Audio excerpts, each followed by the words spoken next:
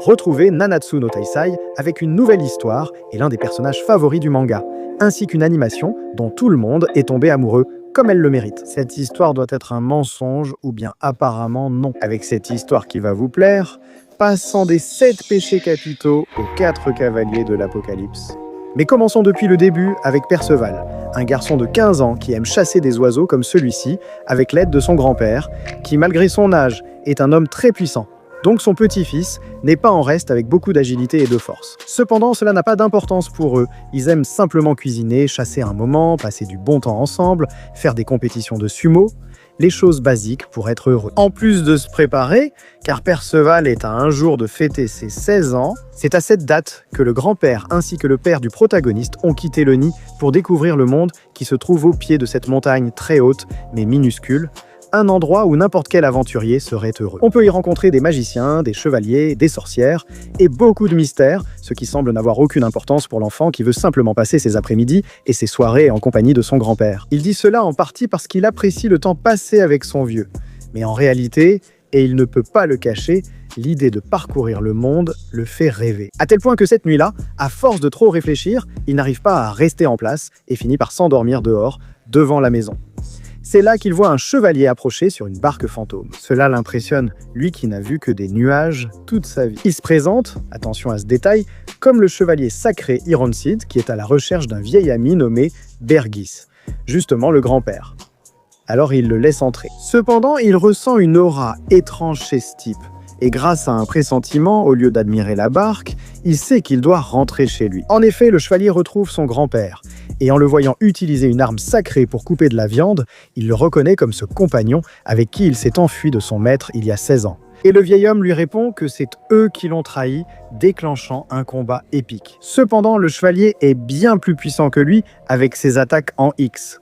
C'est alors que Perceval arrive pour voir son grand-père mourant. Et non seulement cela, mais le chevalier élimine aussi le petit. Ce n'est pas pour une raison personnelle, mais parce que, selon la prophétie d'Ironside, les 4 cavaliers de l'Apocalypse apparaîtront bientôt pour en finir avec son roi. Et il doit éliminer les candidats potentiels. Cependant, il n'a pas pris en compte que le petit, malgré sa blessure, est fort. Il se lève pour dire au revoir à son grand-père, qui n'a pas eu cette chance. Il se sent donc coupable de ne pas l'avoir protégé. Cependant, le vieil homme sait que dans sa vie, il trouvera la personne qu'il devra vraiment protéger. Il n'était qu'un vieil homme, très heureux que son petit-fils ne veuille pas l'abandonner si vite. Et maintenant, dans ces circonstances, il est libre de découvrir le monde en lui disant ses derniers mots. Et en fait, Ironside est réellement son père. Cependant, sans beaucoup plus de mots, il fait simplement ses adieux à son cher petit-fils, laissant notre protagoniste, qui passe plusieurs jours en deuil. Il découvre aussi le cadeau préparé par son grand-père pour son anniversaire, accompagné d'une lettre rappelant leur bonheur commun. Ainsi, une fois rétabli, le protagoniste enterre son grand-père et décide de partir à l'aventure vers le village.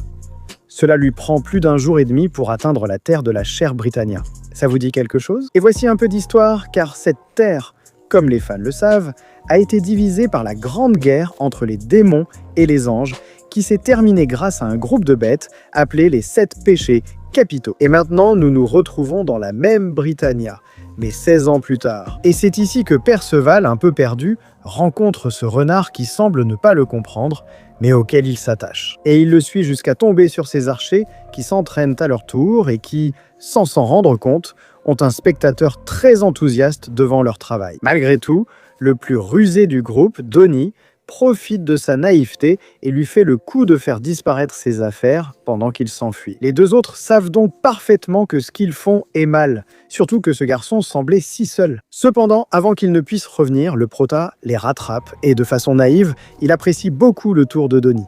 Il gagne donc un peu d'affection de la part de ce groupe. Il leur demande alors s'ils connaissent Ironside, le chevalier sacré qui a tué son grand-père, en le disant sans aucune gêne. Bien que personne ne sache rien, il lui recommande d'aller demander au village voisin. Même sans talent de saltimbanque, ils en profitent pour l'approcher, partageant leurs problèmes et leur travail avec la magie. Parce que les trois n'ont jamais pu aspirer au but de tout aventurier, devenir un chevalier sacré, car leur pouvoir n'a jamais été suffisant. Mais bon, ils poursuivaient leur chemin. Cependant, il semble que le village soit attaqué par un loup, et c'est une occasion de gagner un peu d'argent. Ou au moins un logement. Ce qui se passe, c'est que le petit loup s'avère être un monstre et le mieux, c'est de fuir. Cependant, dans la cabane, il y a des victimes et le protagoniste s'est promis de ne jamais abandonner personne s'il a le pouvoir de les protéger. Cependant, en utilisant l'arc, il se met simplement en danger. Et c'est là que Donnie, dans son orgueil, fait ressortir un peu ce chevalier qu'il veut devenir, et finit assez blessé. Alors Percival, en voyant cela, libère son pouvoir et, en utilisant seulement ses mains, dans une scène impossible, il abat la bête d'une simple gifle, ce qui libère une sorte de sceau maudit que nous avions déjà vu avec l'oiseau qui avait chassé son grand-père quelques jours auparavant. Mais l'important, c'est qu'il devient un véritable phénomène dans le village et désormais un héros pour tous. Mais la célébrité ne l'intéresse pas vraiment, il prend simplement un bain avec Elba, et tout se passe normalement. Il se voit nu, en profite l'un pour discuter un peu tout en se rapprochant, car elle pense que Percival est un enfant, mais il s'avère qu'il a 16 ans comme les autres. Et c'est ici que commence sa recherche d'Ironside. Cependant, personne ne semble avoir d'informations, ou enfin presque personne, car ce guerrier en armure nommé Pelgar apparaît, et il ne connaît pas seulement Ironside. Il ressemble beaucoup, sinon au grand-père. À un point tel qu'il commence à leur manquer de respect et que le grand costaud s'interpose juste pour se prendre un coup de cette bête inamovible. Ne parvenant pas à s'entendre avec Percival, il engage un combat où le chevalier semble croire en la force du héros. Mais au final, cela ne lui pose aucun problème et il arrive à le comprendre, puisqu'il n'utilise ni armes ni magie. Donc la seule chose qui lui reste à faire, c'est de le faire abandonner pour pouvoir l'emmener, car c'est son objectif. Pendant que les autres ne peuvent que regarder le combat, où, à force de ne pas abandonner, les coups font de plus en plus mal. Cependant, lorsqu'un enfant du village décide de le motiver, tout change, car pour la première fois, il parvient à bouger l'armure la plus lourde du village. Ne comprenant pas ce qui arrive à son corps avec une magie qu'il pensait inexistante, il découvre son immense pouvoir. Le chevalier, conscient de cette force, utilise aussi sa propre magie. Le protagoniste lui a dit que c'était le plus juste pour le combat. Cependant, les flammes de Pelgar finissent par être trop puissantes et enveloppent le protagoniste, qui devrait abandonner avec de telles blessures, mais il ne le fera pas. Fait curieux, plusieurs marionnettes du protagoniste apparaissent, ce qui intrigue beaucoup. Parce que même si les créatures ne sont pas très puissantes, Percival utilise plusieurs types de magie, que ce soit grâce à son aura dorée, à ses petites créatures de transmutation, ou parce qu'il se soigne lui-même. En tant que chevalier avec beaucoup d'expérience, il n'a vu qu'une personne sur 1 million comme ça. Donc maintenant, il doit absolument l'emmener avec lui. Cependant, Perceval veut continuer le combat, donnant ainsi au peuple l'illusion qu'il peut gagner. Et c'est Donnie qui parvient à gagner un peu de temps grâce à sa magie, car il sait que la force de ce chevalier noir est contenue. Alors, avant que la tragédie ne se produise, Donnie décide d'utiliser quelques-uns de ses tours. Mais il est déjà trop tard pour fuir. Heureusement, le renard de tout à l'heure apparaît, et sans en faire trop, il se met en travers du chemin des protagonistes. Et en utilisant un orbe magique, il emmène ses humains, avant qu'ils ne soient tués, jusqu'aux os d'un dragon. Et c'est ici que, de nulle part, la créature appelée Sin commence à parler. Et il dit au protagoniste qu'il doit l'accompagner avant que ses chevaliers noirs ne le trouvent. Cependant, il a besoin d'une explication sur ce qui se passe, nous racontant qu'il existe une organisation de chevaliers noirs qui partagent certaines similitudes dans leurs armures robustes et qui servent le roi maléfique. Lequel a peur ? Car la prophétie dit que les 4 cavaliers de l'Apocalypse, nommés guerre, famine, peste et mort, mettront fin à sa vie. Tous des génies brillants. Alors, avant qu'ils ne se réunissent et ne détruisent le monde, il y a des gens comme le roi qui veulent les éliminer. Et l'organisation du renard cherche à empêcher les cavaliers de semer le chaos. C'est pourquoi il doit l'accompagner, et s'il accepte, il l'aidera à trouver l'endroit où se trouve son père. Mais d'abord, ils devront voyager à Lyons, une ville qui lui est assez familière. Pendant ce temps, allons à Camelot, un royaume caché où se réunissent les chevaliers noirs.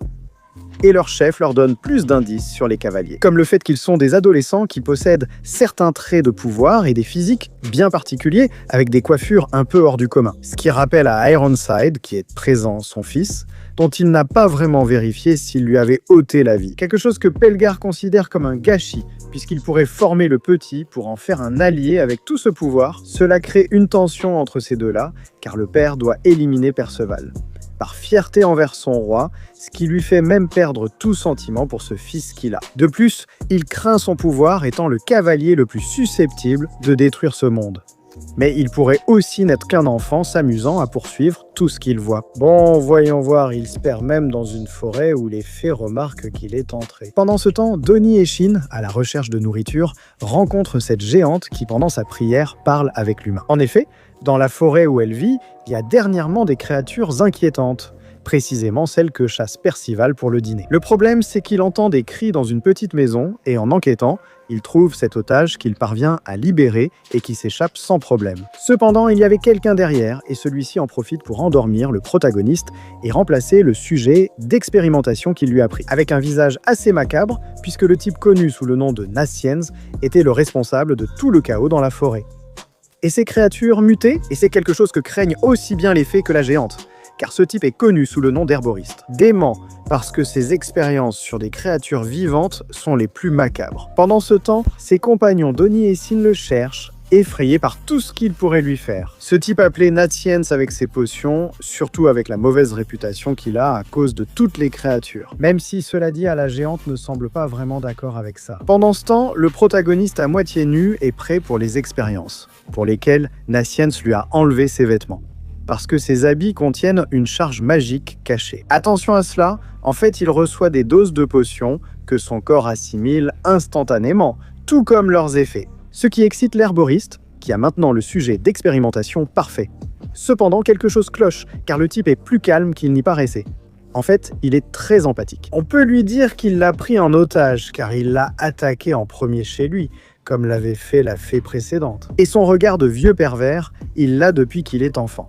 Cela vient du fait qu'il montre tout ce qui l'excite, en se mordant et en donnant des indices que le but de ces potions n'est pas aussi personnel qu'il n'y paraît. Pendant que Donnie et les autres essaient de survivre à toutes les bêtes mutées de la forêt, maudissant l'herboriste qui, après avoir résolu le malentendu avec le protagoniste, décide de le laisser partir. Si son corps parvient à supporter la potion ultime qu'il est en train de préparer, laquelle pourrait aussi facilement le tuer. C'est pourquoi le protagoniste, qui aurait pu se libérer depuis un moment, s'éloigne et prend ses affaires pour que Nassiens, désespéré, l'attaque et le protagoniste, sans problème, écrive tout ce qu'il peut. Cependant, en entendant le type désespéré, il se rend compte que cette potion est justement préparée pour sauver la vallée. Quelque chose qui ne colle pas avec ce que nous savions jusque-là. Il décide donc de faire confiance à ses paroles et boit lui-même le poison, qu'il fait se tordre un peu, mais il se relève rapidement avec plus de force et l'énergie nécessaire pour parcourir toute la Britannia en un instant, faisant de l'expérience un succès grâce à l'intuition du protagoniste. Et c'est pourquoi Natsiens est très reconnaissant, qui, pour une raison quelconque, décide de prendre le reste de la potion, ce qui le fait s'endormir un moment. Donnie et les autres arrivent alors pour vérifier si le protagoniste va bien, en présence de l'ennemi des fées de la vallée. Cependant, alors qu'il est inconscient, il mentionne Ordo. Et selon les petits êtres, Ordo fut, il y a longtemps, le premier humain à avoir touché cette forêt. Et c'était une personne très gentille, qui a consacré son temps à étudier toutes sortes d'ingrédients et à préparer des médicaments justement pour les créatures de l'endroit, devenant ainsi une sorte de chef. Et avec le temps, il a rencontré la nonne et Nassiens. Ces derniers, ayant été abandonnés dès leur enfance, il a décidé de les recueillir et de s'occuper d'eux comme s'ils étaient ses propres enfants. Et pendant qu'ils grandissaient, il leur a tout appris sur les plantes, les potions, comment travailler les ingrédients et comment préparer les meilleures potions. Du moins jusqu'au jour où il a disparu, ce qui a poussé Nassiens à s'enfermer dans sa cabane comme un fou.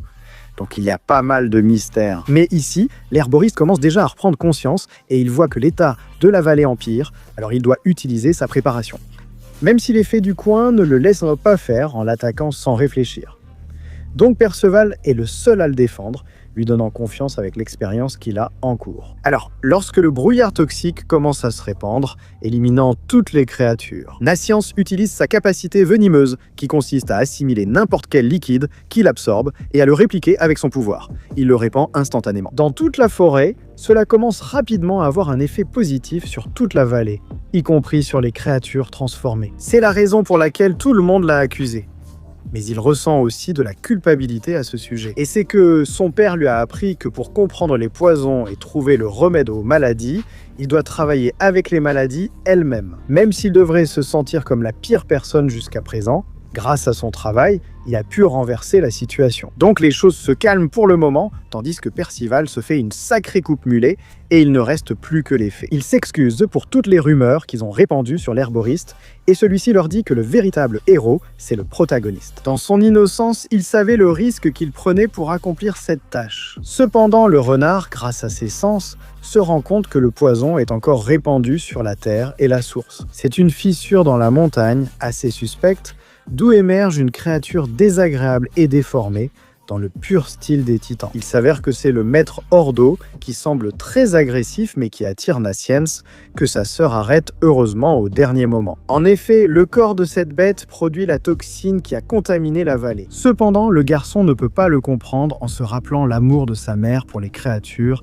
et pour cette forêt. Ainsi, dans son entêtement, il s'en approche, essayant de le raisonner avec des mots, s'exposant ainsi à un danger. Alors que le protagoniste et sa sœur tentent de le protéger, la jeune fille s'interpose et se retrouve grièvement blessée. Et c'est là que la fée douce que le protagoniste a sauvée entre en scène. Et il s'avère qu'elle est l'auteur de tout ce chaos, et qui a été chargée de transformer Ordo, avec la justification que le vieil homme est un pêcheur né, et que détruire toute cette zone est la façon de se racheter. Donc, à ce moment-là, Percival change de personnalité. Et, rempli de rage, ils jurent à Nascience qu'ils récupéreront son grand-père et qu'ils ne se laisseront pas tromper par cette fée. Encore une fois, l'histoire continue avec Percival, qui était motivé à sauver le père de Nascience. Cependant, dans l'état où il se trouve actuellement, il ne sait pas quoi faire, mais Sin a toujours des idées, car le plus rapide serait d'éliminer celui qui contrôle Ordo, et ce n'est qu'une simple fée. Ça ne devrait pas être un problème si ce n'était pas que derrière ce visage attendrissant se cache Talisker, un autre des chevaliers qui travaillassent pour le roi de Camelot. Et par conséquent, Perceval sait que c'est un ami de son père. Cependant, le type, sûr de sa force et voyant le désespoir de l'herboriste, lui propose que s'ils arrivent, ne serait-ce qu'à lui porter un coup. Lui diront-ils la raison pour laquelle son père adoptif est dans un état aussi déformé, voire pire? Et s'il parvient à le vaincre, il aura la possibilité de rendre à Ordo son état humain, et même ainsi, Sin sait que ce ne sont que des provocations de plus. Nascience n'écoute pas, et décide d'attaquer sans réfléchir avec son autre capacité qui lui permet de générer du poison sur différents objets qu'il peut même disperser. Alors Percival décide aussi de l'aider, mais Nascience ne le laisse pas faire. Car quelqu'un sans pouvoir magique serait une proie facile pour Talisker. Comme le protagoniste, pour une raison quelconque, ne peut pas invoquer sa magie, il passe pour un idiot pendant que l'herboriste attaque. Cependant, l'ennemi contrôle la météo à volonté et fait tomber de la grêle à laquelle son rival ne s'attendait pas. Et c'est Percival qui, grâce à sa vitesse, finit par le sauver. Cependant, ils ont oublié Ordo, qui apparaît par derrière et frappe son petit-fils. Et c'est Percival qui utilise maintenant son corps pour arrêter les coups et lui faire reprendre conscience avec des mots. Parfois, il réussit à le faire douter ou même à lui arracher une larme. Alors Talisker commence à s'impatienter à cause du retard et envoie à nouveau une attaque de grêle qu'ils ne peuvent pas éviter. Cependant, une fois de plus, le protagoniste décide d'utiliser son corps pour arrêter la glace, encaissant de nombreux coups sur tout le corps, mais atteignant complètement son objectif. Pendant ce temps, les autres le trouvent très blessé, montrant la motivation de Percival à aider les siens. Alors Talisker s'ennuie et décide d'en finir une bonne fois pour toutes. Cependant, une lumière éclaire tout, créant une aura puissante autour du protagoniste, similaire à celle des créatures observées récemment. Cette fois, elles sont plus difformes et manifestement plus puissantes, ce que même ses compagnons ne comprennent pas. Pourquoi cela arrive-t-il? Donc, à ce stade, une simple attaque de Talisker ne fonctionne plus et il doit essayer autre chose. Parce que maintenant, ces créatures amorphes le dominent complètement. Et c'est parce que le protagoniste cherche à faire respecter les conditions qu'il a lui-même fixées au début du combat. Cependant, peu à peu, il se rend compte de la résistance du protagoniste et il se sent assez diminué, même lorsqu'il finit par le soumettre. D'une seule main, totalement entouré de pouvoirs magiques.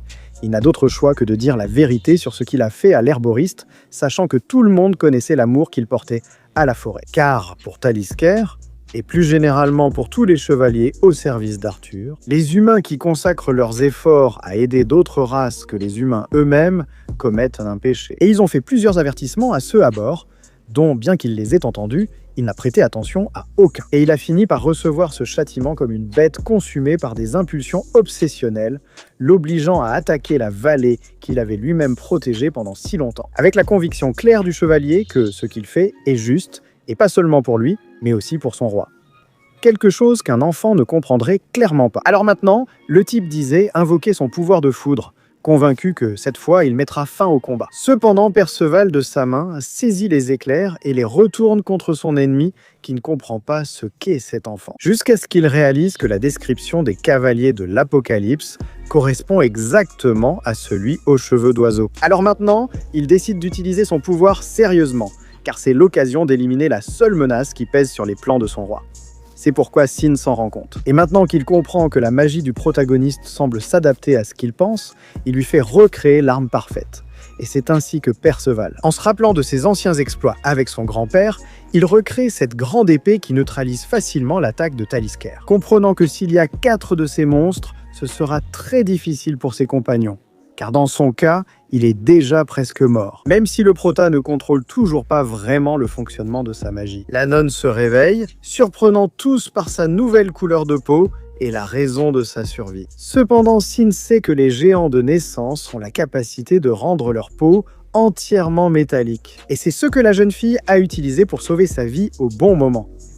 Cependant, Ordo est toujours dans un état lamentable, ce qui fait que Nascience ne sait plus quoi faire. Et il n'a qu'une seule idée en tête, retrouver son père, et tous les objectifs qu'il désirait tant.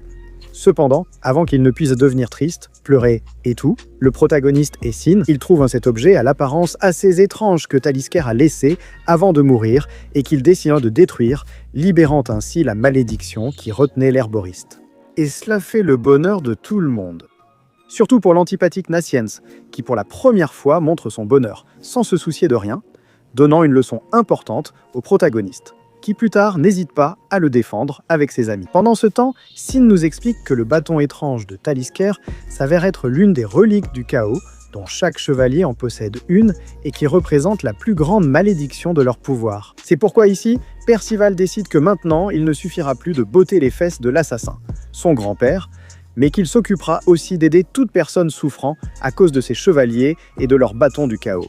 Et bien sûr, aussi de leur chef, Arthur. Mais pour l'instant, ils doivent commencer par voyager à Lyonesse, comme première ville à visiter. Cependant, avant qu'ils ne puissent manger, Sin, de façon étrange, avait déjà tout préparé avec une créature maudite de la forêt. L'herboriste finit aussi par apparaître et souhaite faire une étrange déclaration au protagoniste. Un peu anticlimatique. Cependant, il ne s'agit pas de cela, mais plutôt, avec une expression sombre, il leur dit qu'il les accompagnera dans leur aventure, laissant son grand-père et sa sœur derrière lui, puisqu'ils ont décidé qu'ils s'occuperaient de rendre la vallée de plus en plus productive et d'en faire un endroit meilleur. Pendant ce temps, il peut poursuivre son aventure pour devenir un herboriste aussi bon, voire meilleur que son père. Cependant, cette idée ne plaît guère à Donnie, qui le juge peu utile à l'équipe et trouve sa personnalité compliquée. Finalement, il est accepté dans l'équipe grâce à l'utilité de ses poisons dans certaines situations. Pendant ce temps, nous voyons les fées de la vallée. Elles sont tristes de perdre leur vieil ami, mais savent que c'est ce qu'il y avait de mieux pour lui. Puisque c'est la première fois qu'à Hassien, il rencontre une personne qu'il peut vraiment appeler un ami.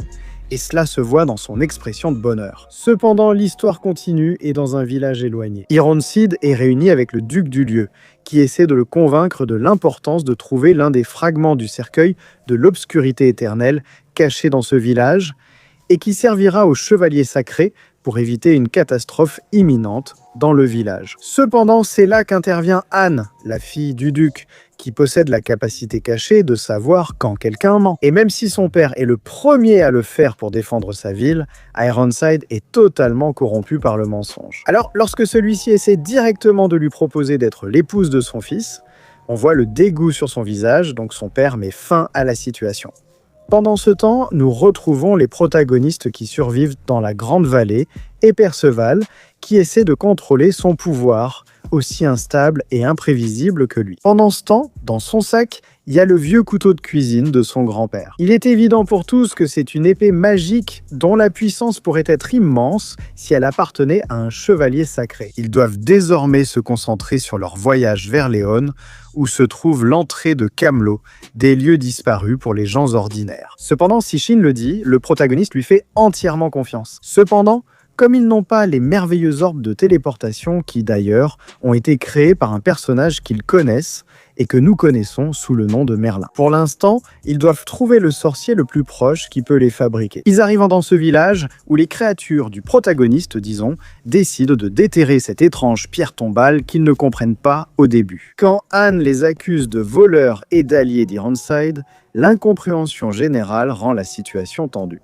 Cependant, alors que tout le monde semble être un menteur, la jeune fille se rend compte que Perceval ne lui remet pas seulement la pièce, mais qu'il est totalement exempt de mensonges, ce qu'elle n'avait jamais vu auparavant. Ainsi, lorsqu'une des servantes arrive pour ramener la jeune fille chez elle, celle-ci décide, en dernier recours, de confier l'objet à Perceval. Cependant, à la fin, aucun d'eux ne sait vraiment quoi faire avec elle. Et c'est Shin qui leur explique que des pièces de ce type font partie d'un sceau très puissant. Mais le protagoniste ne pense qu'à vaincre son père sans tenir compte du chaos qu'il pourrait provoquer.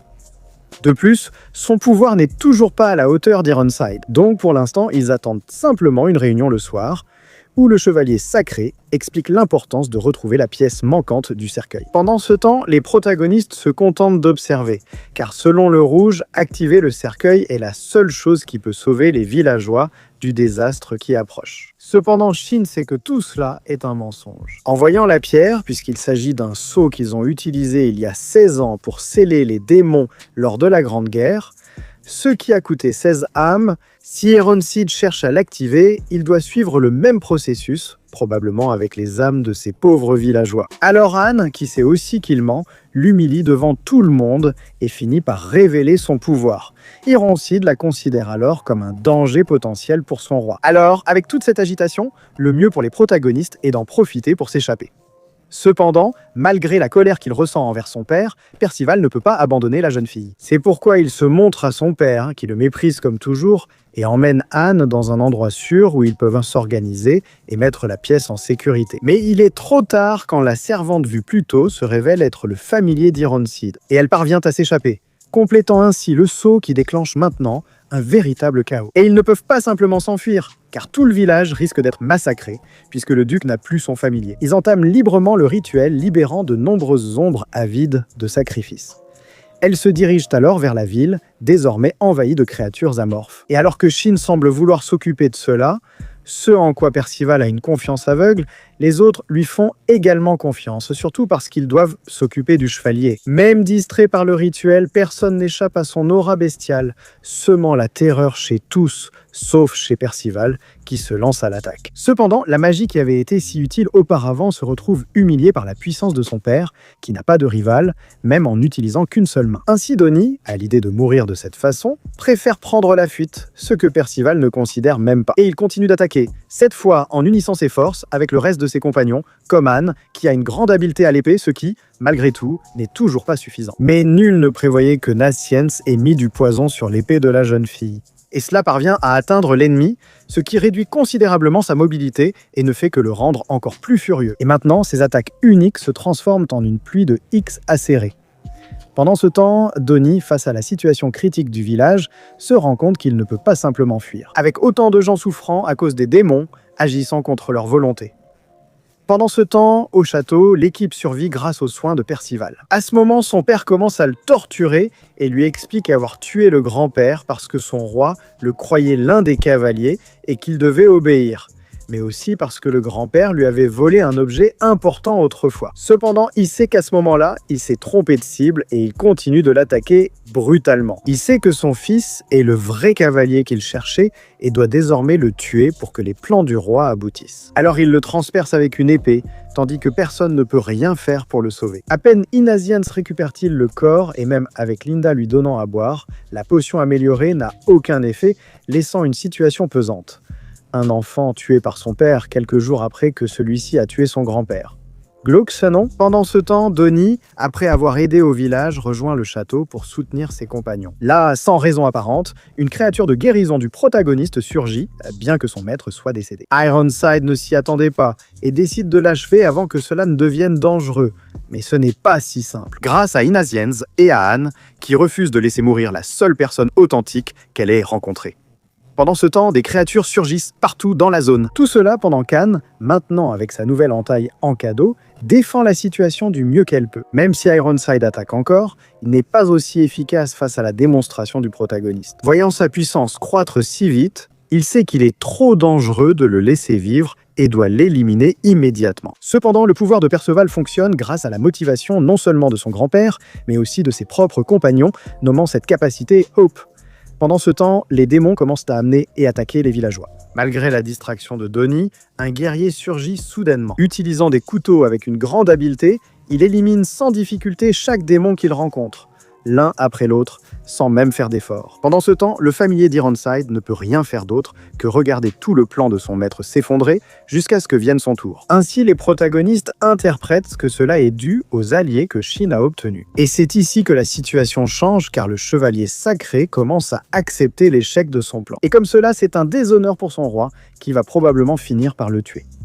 Alors, voyant tout le mal qu'il a fait à son père et à son fils. Comme dernier souhait, il veut voir le visage de Percival de près, une dernière fois, ce qui parvient à émouvoir le protagoniste, car cela reste son père. Mais Anne lui fait bien comprendre qu'Irancid est entouré des pires mensonges, ce qui énerve l'ennemi, qui n'en peut plus de cette fille étrange, et encore moins de son fils, qu'il ne fait qu'insulter tout en essayant de l'attaquer. Cependant, maintenant Percival peut esquiver plus facilement, en utilisant son pouvoir et sa cape, mais il ne peut pas fuir éternellement. Profitant toujours de l'effet du poison de Nascience, il tente une première attaque sans grand succès. Mais en utilisant l'effet de surprise, c'est-à-dire la capacité de Donnie et un piège classique, ils finissent par éloigner non seulement le cercueil et séparer les parties, mais aussi garder la plus importante. Ils parviennent également à dévoiler le visage de l'ennemi qui se retrouve complètement dépassé, malgré sa force brute.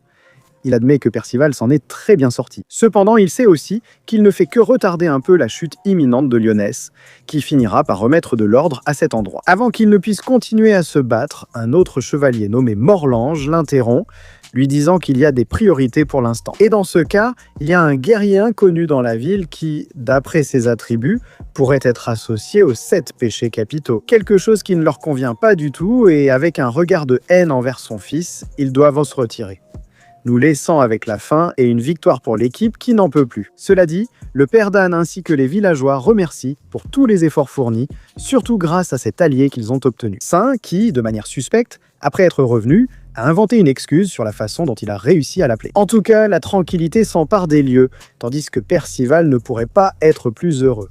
Cependant, comme toujours, il garde sa douleur pour plus tard. Et le lendemain matin, il se souvient à quel point son père ressemble à son grand-père, même dans ses expressions, même dans sa façon de parler. Cela le rend tout simplement très triste, car on parle d'un enfant qui doit ressentir la haine de son père. Mais bon, maintenant nous allons à Camelot, où pour la première fois nous voyons Arthur Pendragon, le chef suprême de ses chevaliers, qui réprimande Ironside pour son échec. Même s'ils sont les 4 cavaliers de l'Apocalypse, il reste des enfants qui l'ont vaincu, ce que le vieil homme accepte, tout comme sa punition. Ainsi, le chef utilise sa force obscure, et à travers une technique assez macabre, il semble fouiller en lui avec une douleur atroce, tandis qu'Arthur lui explique qu'il a créé la terre de Camelot pour que les humains n'aient pas à souffrir à cause des guerres des autres races. Cependant, tant que les 7 péchés ou les 4 cavaliers de l'Apocalypse existeront, il ne pourra jamais mener son plan à bien. Le ramenant à la réalité, où Arthur a guéri le poison qu'Irancid avait encore dans son corps et décide de lui donner une nouvelle chance de réaliser ses plans. Cependant, pour le moment, il ne doit pas chercher Percival ni le guerrier inconnu,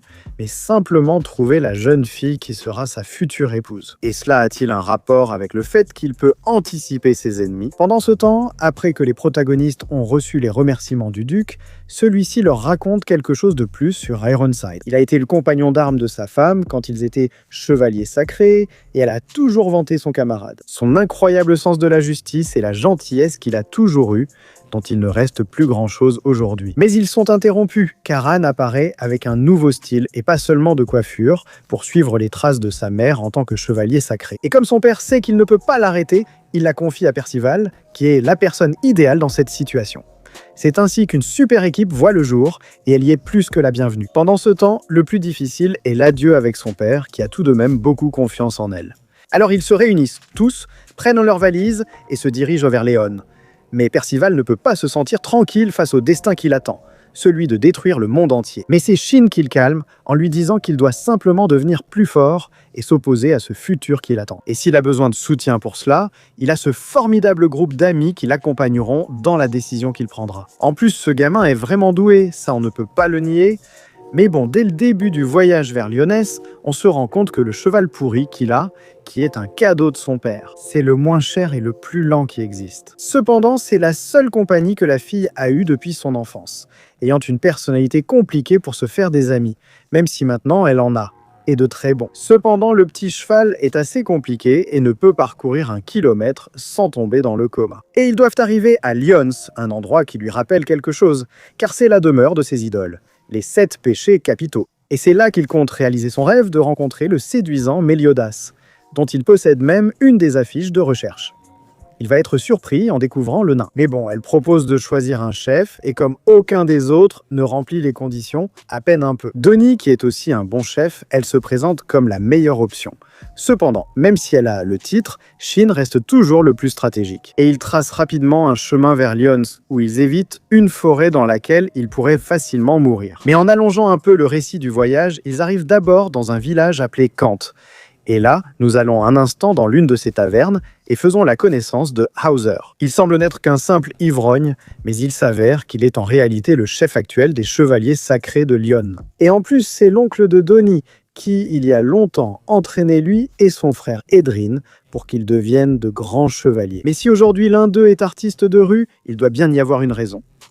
Quoi qu'il en soit, après avoir avancé avec le petit cheval endormi, ils arrivent en ville où ils sont surpris. Il y a beaucoup de commerces, mais à part le bar, les auberges et la zone de combat, il y a quelque chose d'étrange avec les produits. Et on le voit tout de suite lorsque la Grande Anne décide de dépenser tout l'argent qu'ils ont dans des produits dont ils n'ont pas besoin, mais qui coûtent tous le même prix, même s'il s'agit de choses différentes. Malgré cela, ils n'y prêtent guère attention et choisissent de gagner un peu d'argent, tandis que Donnie et Nassiens préfèrent se détendre. Cependant, là, la rencontre entre Donnie et son oncle a finalement lieu. Ce dernier lui reproche d'avoir abandonné l'entraînement de chevalier sacré et de passer désormais son temps à boire dans les villages, ce que Donnie ne peut pas nier. Parallèlement, des personnes mystérieuses errent en ville. Et Percival remporte tous les combats dans l'arène du coin, raflant toutes les mises et récupérant une partie de l'argent qu'ils avaient perdu. Pendant ce temps, Nassiens remarque qu'il est étrange que le chevalier sacré se trouve dans une zone aussi éloignée de Lyonesse. Cependant, ici, il commence à dépasser les limites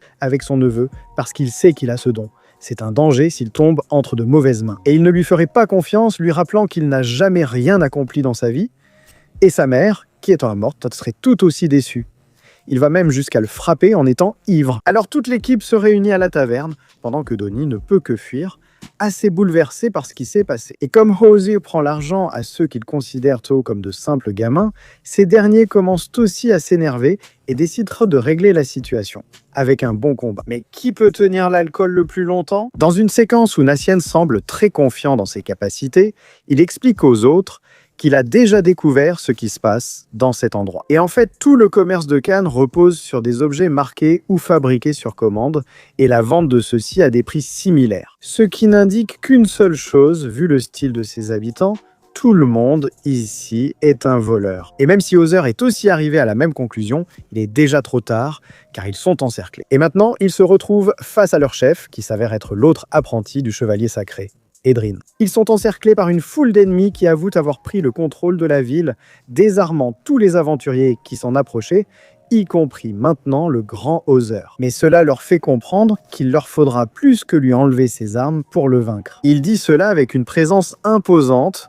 qui semble plus puissante que tous les autres, si ce n'était pas pour l'alcool qu'il a dans le sang, suffisant pour l'endormir. Cependant, même si la plupart sont inconscients, il reste encore Siens et sa magie, qui parvient à endormir la majorité des voleurs. Mais Edrin semble avoir un atout dans sa manche, avec cette sorte d'illusion de Percival, avec laquelle il finit par être frappé, et tout le monde est emmené dans un cachot. Pendant ce temps, Donnie, à l'extérieur, continue de réfléchir aux paroles de son oncle, dont il sait qu'elles sont très justes. Et c'est ici qu'il retrouve Edrin, qui le considère toujours comme son ami. Cependant, il semble que tous les deux aient beaucoup changé, lui parlant d'une manière plus égoïste et sans cet esprit d'entraide qu'il avait auparavant. Malgré tout, il apprécie Donnie et lui propose de rejoindre un nouveau travail lucratif qu'il a trouvé, ce que Donnie ne sait pas trop comment prendre. Et encore moins lorsqu'il lui raconte qu'il s'agit de voler les gens qui arrivent au village.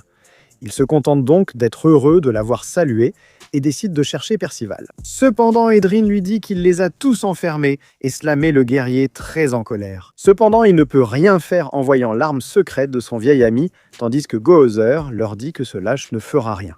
Mais il s'avère que le barman que nous connaissons bien s'appelle Taizu, le grand Taizu. Il est gentil avec tout le monde et il décide de les libérer en disant aux chevaliers sacrés qu'ils doivent s'occuper de l'arme de son apprenti, un grand dragon légendaire qu'il a apprivoisé d'une manière étrange. Donc c'est une nouvelle mission pour réveiller Percival et Anne, qui apprennent à interagir avec le chevalier sacré. Taizu explique qu'Edryn n'est pas un méchant classique. Il vole mais laisse toujours partir ses victimes, prétendant être le plus fort. C'est quelque chose que le barman a remarqué dès le premier jour où il a mis les pieds dans la taverne. En se laissant mal influencer, il a gagné du pouvoir et le soutien de personnes douteuses après avoir volé l'œuf du dragon ancestral, grâce auquel il a désormais apprivoisé le dragon. Cependant, après tout ce temps, le bébé dragon devrait déjà être sorti de sa coquille. Et la mère commence à le défier. Puisque ce n'est pas l'œuf original, seulement une copie. C'est la capacité d'Edryn de dupliquer. Et quand la mère s'en rendra compte, elle commencera à tout détruire. Cependant, Ozer ne veut pas le sauver parce que, selon lui, il le mérite. Mais j'ai été témoin qu'il n'est pas une mauvaise personne, qu'il protège les femmes et les enfants, allant même jusqu'à laisser en vie les chevaliers qu'il capture. C'est la raison pour laquelle il vient d'être trahi par ses subordonnés. Ceux-ci laissent tomber l'œuf et finissent par libérer la fureur du dragon qui commence à tout détruire. Ils découvrent qu'Edryn s'occupait du vrai bébé dragon, mais ne l'ont pas rendu à sa mère car il est malade. Et c'est ainsi que Nassiens décide de le soigner, tandis que les autres partent sauver Donnie, ce que son oncle ne comprend pas. Le soutiennent-ils alors qu'il fuit toujours et que c'est Percival qu'il défend, disant que ce n'est pas la personne dont il se souvient, puisqu'il essaie justement de sauver son vieil ami pour qu'il ne tombe pas. Il explique qu'il veut devenir chevalier sacré, ayant trouvé quelqu'un pour qui il vaut la peine de risquer sa vie. Cependant, ils sont justement attaqués par le dragon et c'est le protagoniste qui le sauve avec sa magie, allant même jusqu'à renvoyer une énorme attaque de feu contre le dragon, ce qui ne lui fait rien. Ici, nous évoquerons un événement passé de Ozer. Et comme il avait foi en Donnie pour devenir un grand guerrier, même s'il était peureux, et avec la motivation qu'il donnait toujours à Edryn, il pensait qu'il y arriverait. Cependant, nous revenons au présent, là où règne le chaos, où tout est détruit. Le bébé dragon ne s'est pas encore remis et Ozer ne sait toujours pas quoi faire. Alors Shin, qui l'observait depuis un moment, lui avoue que tout n'est pas la faute de ses disciples, mais que c'est aussi sa faute d'avoir voulu qu'ils deviennent des chevaliers aussi forts que lui. Peu importe que chaque personne soit différente. Et même s'il est vrai que Donnie est un lâche, lors de la dernière bataille, il n'a pas obtenu la relique par hasard, mais c'était une mission suicide où il en a été l'acteur principal. Tout comme Percival qui met maintenant sa vie en jeu, révélant son identité de chevalier et qu'il s'agit d'une mission confiée par le roi inconnu de Lyonesse. Donc pour l'instant, ils sont en train d'être écrasés, alors il lui demande de retirer maintenant l'alcool de son système. Pendant ce temps, dehors, tout le monde utilise de la magie qui est inutile contre le dragon légendaire et ils ne peuvent qu'y s'en sortir qu'avec des ruses. En plus, le petit cheval décide de tomber en panne au milieu de la fuite. Et maintenant, ils sont acculés. Cependant, ici apparaissent des tourbillons qui ne peuvent en venir que de Hauser, et même si tout le monde pense que c'est un faible ivrogne, ils ne doivent pas oublier que le chevalier sacré a résisté et gagné la guerre d'il y a 16 ans.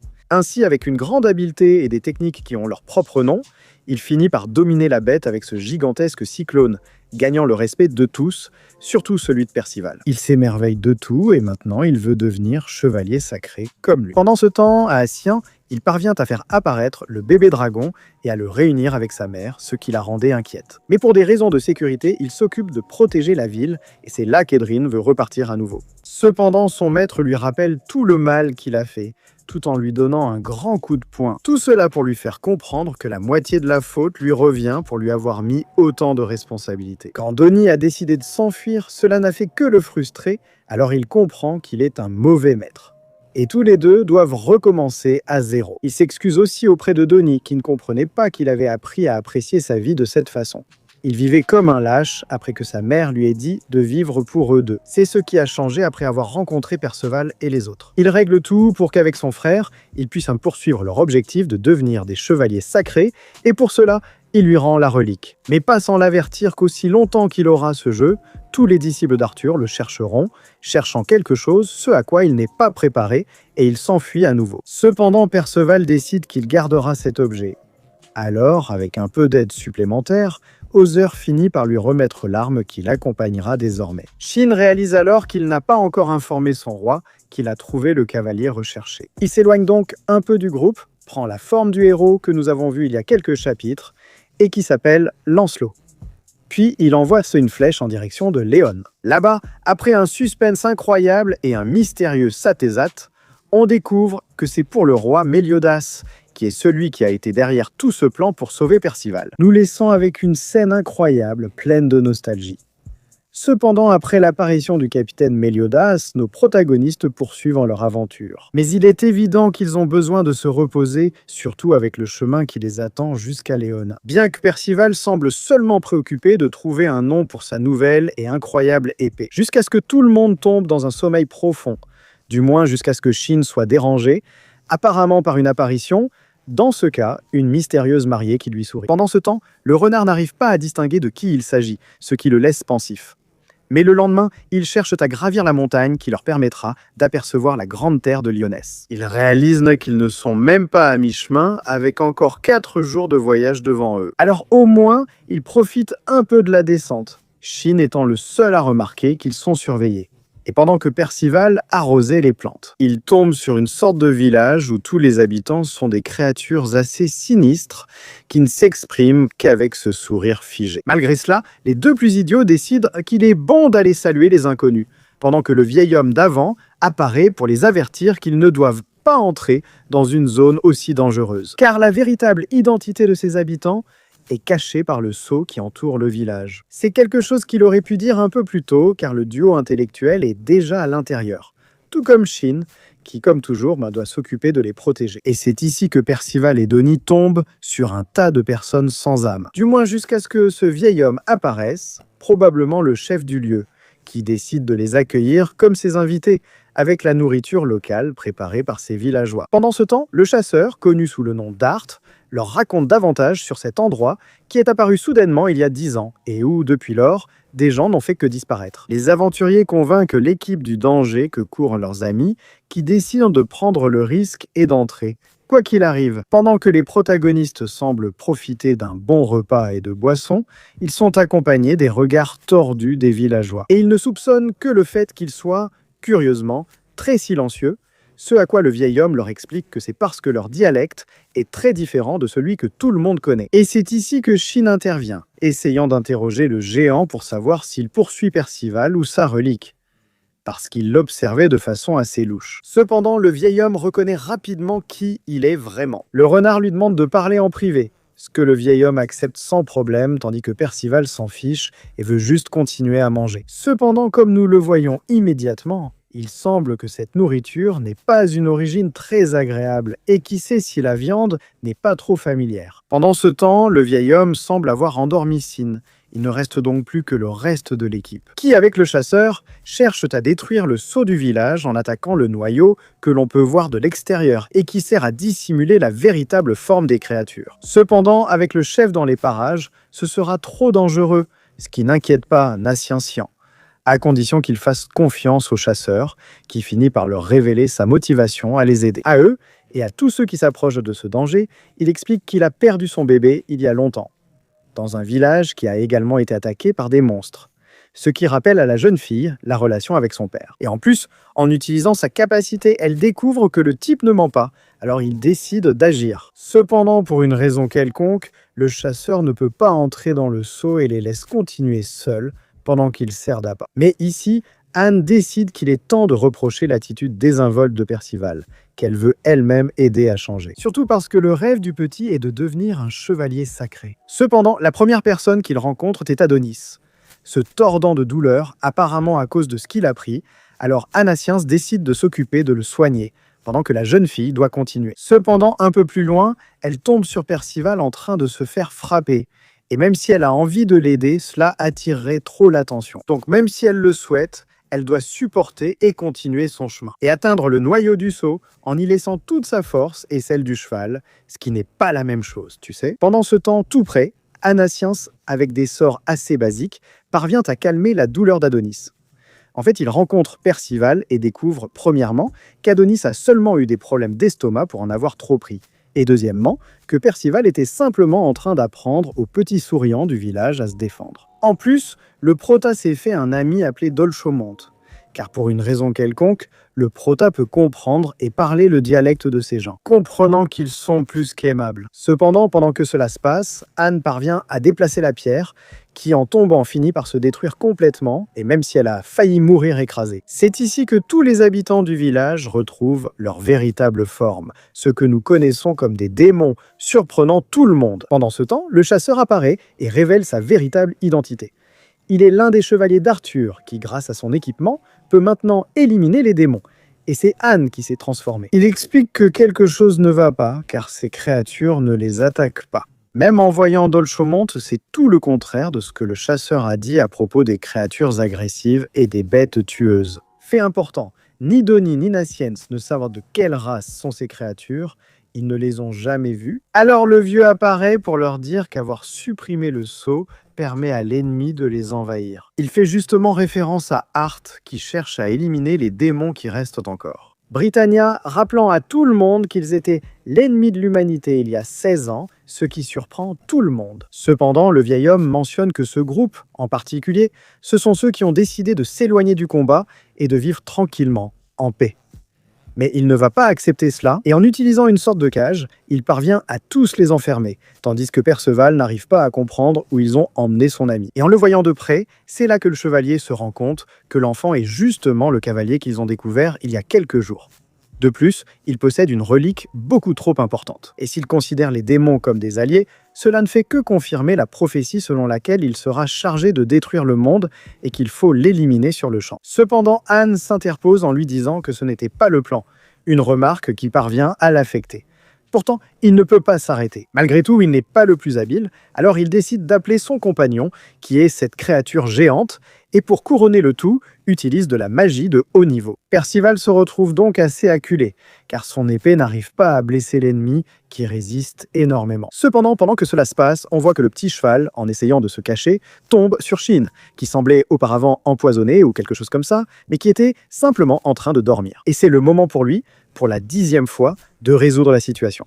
Pendant que les autres ne peuvent même pas intervenir dans le combat à cause de l'ampleur du combat. Alors Anne décide d'affronter le chevalier qui a réussi à lui mentir, malgré sa compétence. Cependant, il lui avoue qu'il a toujours dit la vérité, aussi bien sur le fait d'être un vieux chasseur que d'avoir perdu sa fille, un bébé, à cause des horribles démons. Et même s'il était son allié, au début, il ne s'attendait pas à ce que l'un des enfants soit un cavalier de l'Apocalypse. Et c'est pourquoi il ne peut pas s'arrêter en sachant les dégâts causés par les démons et ce qu'il a dû vivre pendant la Grande Guerre. Il n'a donc pas d'autre choix que d'en finir avec Perceval, qui est gravement blessé. Cependant, Shin apparaît pour corriger sa technique, car il doit combiner sa magie avec l'épée afin d'augmenter la puissance, la triplant. De plus, comme le nain s'adapte rapidement, il parvient à prendre le contrôle du combat, arrachant sans problème les 2 cornes de l'ennemi. Cependant, il baisse sa garde et cette créature essaie de le dévorer.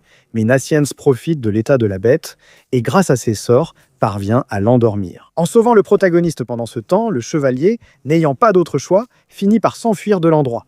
Ou, comme il aime l'appeler, une retraite stratégique. Cependant, les démons restent encore scellés et le protagoniste ne peut pas le laisser s'échapper aussi facilement. Cela surprend le vieil homme, qui commence à comprendre la façon de penser de cet enfant en apparence idiot. Car même si une race comme les démons a une très mauvaise réputation, comme dans toute communauté, il doit y avoir de bonnes créatures.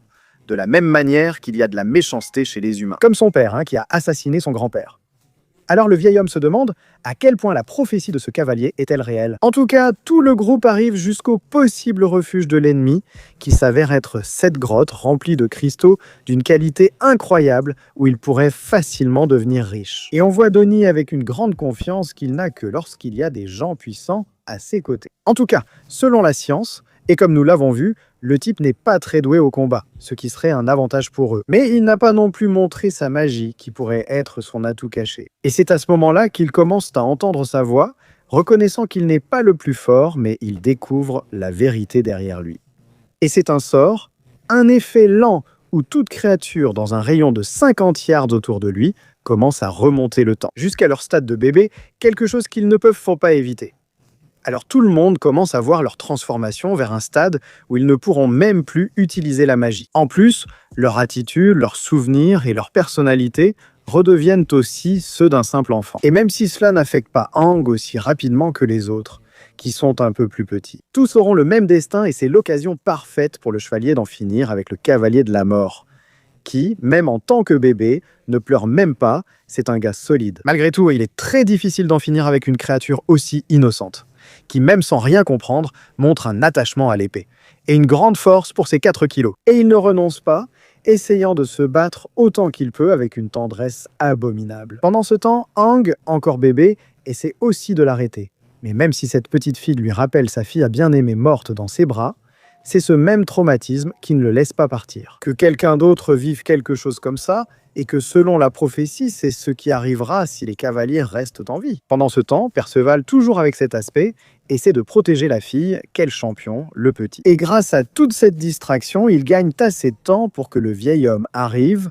Heureusement, il ne semble pas souffrir de l'effet de la magie. Cependant, nous ne tardons pas à comprendre ce qui se passe, car le vieil homme lui-même le confronte en découvrant que ce chevalier d'Arthur se trouve dans cette grotte, puisque les cristaux qui se trouvent partout dans cet endroit ont la possibilité de se connecter avec le monde des morts.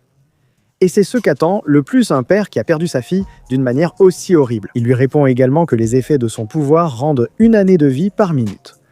Et c'est pour cela qu'il a été si facile pour les protagonistes de revenir 10 ans en arrière. Mais le vieil homme a 3000 almanachs au compteur qui, au minimum, nécessitent 3 jours pour faire effet.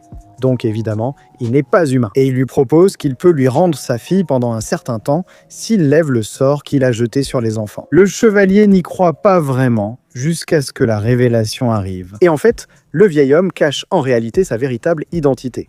Gothaire, l'un des 7 péchés capitaux qui, pour ses chevaliers, sont des ennemis jurés. Pour son chef Arthur, il ne vient pas pour créer de problèmes. La luxure menait simplement une vie paisible et protégeait les démons qui voulaient vivre en paix, comme il l'a dit auparavant. Ainsi, sans s'en apercevoir, il vole la relique qui a emprisonné toutes les créatures et avoue posséder une capacité similaire à la sienne pour cacher son identité de vieil homme. Avec tout cela, Arbex sait dans quel danger il se trouve et il ne lui reste plus qu'à s'enfuir en emmenant Percival. Mais il finit dans une impasse où, sous la pression, il finit par menacer de jeter le petit dans le vide. Parce que, ça c'est sûr, Conan ne le ferait pas, puisqu'il l'aime beaucoup. Alors Gothaire utilise la méthode classique et recrée le bébé du chevalier, ce qui le laisse totalement impuissant. Littéralement. C'est la motivation de sa vie, même s'il sait que c'est une illusion fondée sur le souvenir de sa fille. Même si les caresses et la chaleur de son corps sont fausses, il ne peut pas décrire une meilleure sensation que ce moment. Il se calme complètement et dit au péché qu'il va simplement rendre les enfants à leur état normal, puisqu'il a accompli son objectif de vie qu'il s'était fixé des années auparavant. C'est Arthur qui le lui avait promis s'il rejoignait son groupe de chevaliers. Cependant, il a toujours douté que son chef tienne vraiment sa promesse et ne lui montre qu'une reconstitution pour le rassurer. Alors il remercie Gothaire, tandis qu'il semble que tout va bien se terminer. Cependant, à l'horizon, 2 flèches imprégnées de magie s'approchent. L'une vise Percival et Gothaire prend tous les risques pour le sauver, parvenant heureusement à mettre le petit en sécurité. Cependant, sa force n'est pas suffisante pour défendre Aang de la seconde attaque, et c'est Arbès qui, laissant sa fille, décide de sauver la fillette, qui s'en sort indemne. Cependant, le vieil homme n'a pas cette chance, avec une blessure qui lui traverse le corps. Alors qu'avec les mots « que tu aies une bonne vie », il fait ses adieux à ce monde. Pendant ce temps, ce qui semble être un espion finit par être éliminé par Sin, qui, comme nous le savons déjà, est un ami de Gothaire, lequel utilise son sort et parvient à détecter l'origine de l'attaque. Qui a agi alors qu'il s'agissait de chevaliers d'Arthur?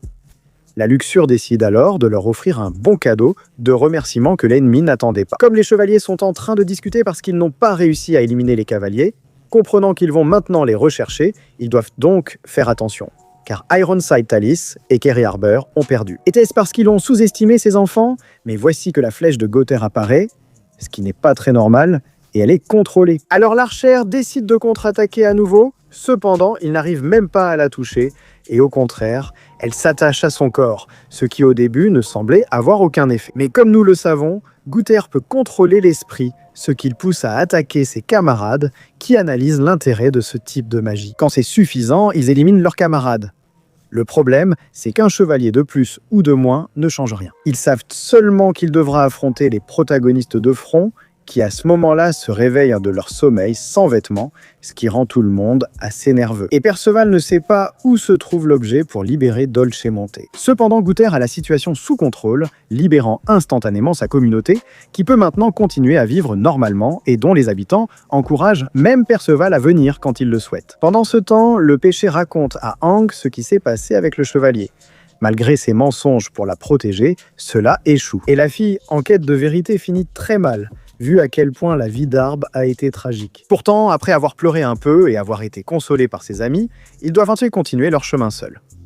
Car pour Gutter, son travail avec les démons est ce qu'il y a de plus important. Cependant, en cas d'urgence, il sera là pour les cavaliers et pour les gens bien. Mais ici, Sin est plus pressé car il craint d'être rattrapé par l'ennemi. Cependant, Aang va toujours très mal à cause de ce qui s'est passé.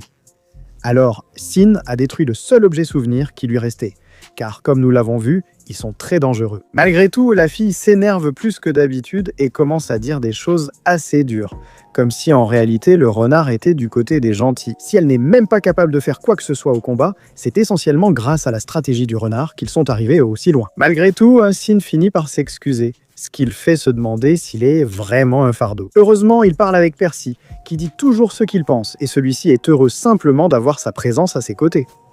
Ainsi, les choses se calment et la fille retrouve sa motivation. Car tout ce spectacle était une solution à la dépression dont souffrait Aang. Donc, tout va plutôt bien pour continuer, si ce n'est que maintenant nous avons la grande forêt enchevêtrée, dont elle se souvient que son grand-père lui a souvent parlé. Selon Sin, ce serait l'endroit idéal pour piéger le groupe d'assassins. Pendant ce temps, à Camelot, les hauts responsables ont déjà appris que Goth est intervenu et a tué l'un de leurs chevaliers. Car, comme nous le verrons plus tard, cette fille qui semblait être une victime peut se cloner. Alors Arthur donne la liberté à l'Obscur de faire ce qu'il veut s'il veut intervenir, tant qu'il obtient des résultats ou qu'il lui trouve une petite amie.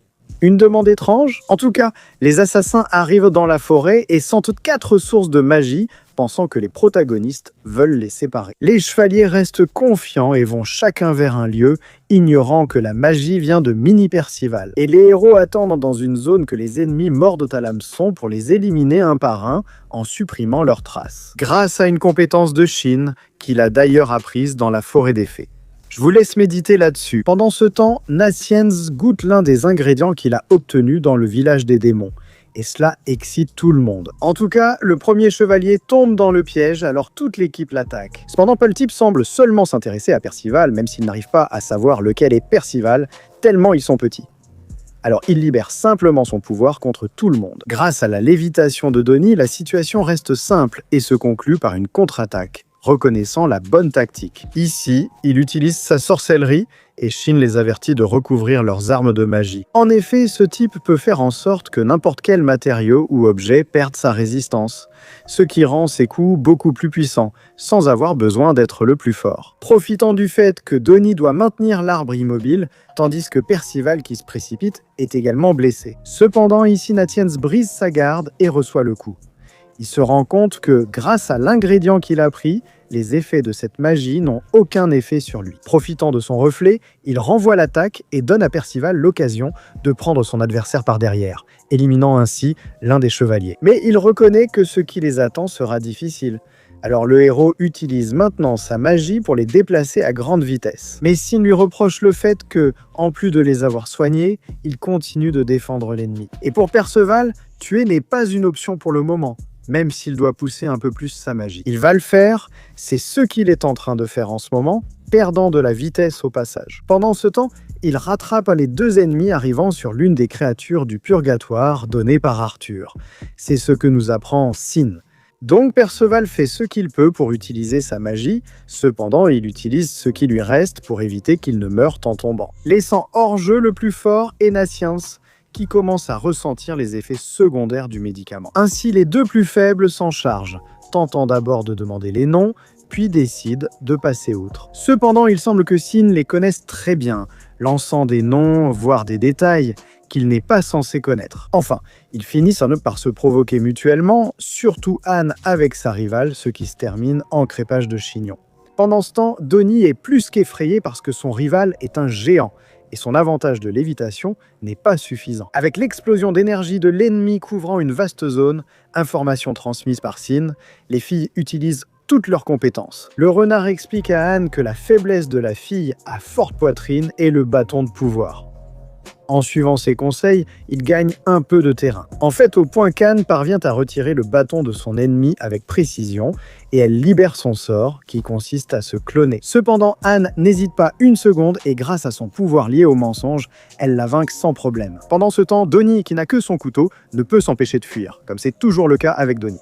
Cependant, lorsque l'ennemi accepte de se battre uniquement avec ses armes, le visage de Donnie change complètement et il décide de se battre. Là, démontrant ses talents latinos, il manie le métal avec une incroyable fluidité, attisant la rage de son adversaire par ses blessures. C'est le moment d'attaquer avec de la magie, mais sa lévitation n'est pas très puissante. Et là, Shin lui sort la réplique d'Escanor, qu'il a décidé. C'est-à-dire qui a décidé que son pouvoir serait faible. Il lui montre que les sorts fonctionnent avec l'imagination de celui qui les utilise. Et s'il veut quelque chose de puissant, il doit y penser. Donc, au moment où il arrête de voir petit et réalise qu'il peut y arriver, il jette l'ennemi comme une ordure. Il change sa capacité de lévitation en télékinésie, et pas n'importe laquelle. Ainsi, le combat devient plus équilibré et on voit que, dorénavant, l'équipe va évoluer. Mais c'est ici que nous terminons avec ce chapitre 15 qui laisse beaucoup de suspense sur l'identité de l'ennemi et que nous espérons voir se résoudre. J'espère que cette série vous a plu jusqu'à présent, autant qu'à moi.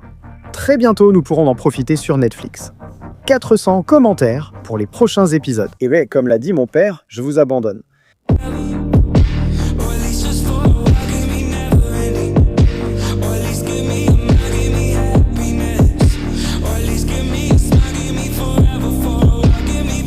Activez la cloche sur la chaîne pour les nouveautés. Merci pour